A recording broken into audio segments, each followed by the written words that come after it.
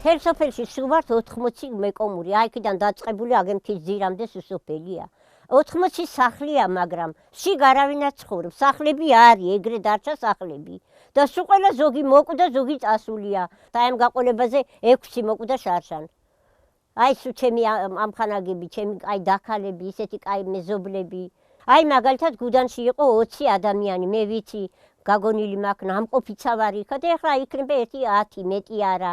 აი ეხლა კოშაშიც აგე ერთი რო გავყვეთ მთლიანად თელ კოშაში იქნება 7 ადამიანი, მეტი არა. ქობულოში ცხოვრობს, აგე ავდგებით, აგე დაგანახეთ, აგე სოფელი, აგე გახედეთ კრიშას, აგე მაგას ქვია სოფელი და ცხოვრობს 1 ადამიანი. აგე სოფელი, ქობულო, აგე იმის იქით არის ჭალაი სოფელი. აი იქაც ცხოვრობს 2 ადამიანი. ბუჩუკურთაშიც 1 კოსტალი გოგოჭური ცხოვრობს. ხახმათში ალუდაური მამუკა ცხოვრობდა, ის კაციც ისევ დაიღუპა, აღარავინ ცხოვრობს. ყველაზე მთავარი არის უწყლობა. ესე იგი ყველას გვაწუხებს ეს პრობლემა.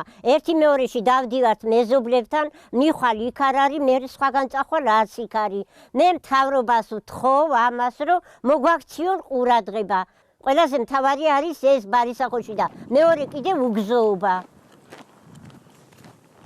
რომ ამბობენ მოვიდეს ხალხი ნახონო ხევსურეთიო, თუ გზა არ იქნება, რა მოეწონება იმათ? მთავარია გზა, რომ მოვიდნენ, ჩასხდნენ მანქანაში და წესიერად იმგზავრონ.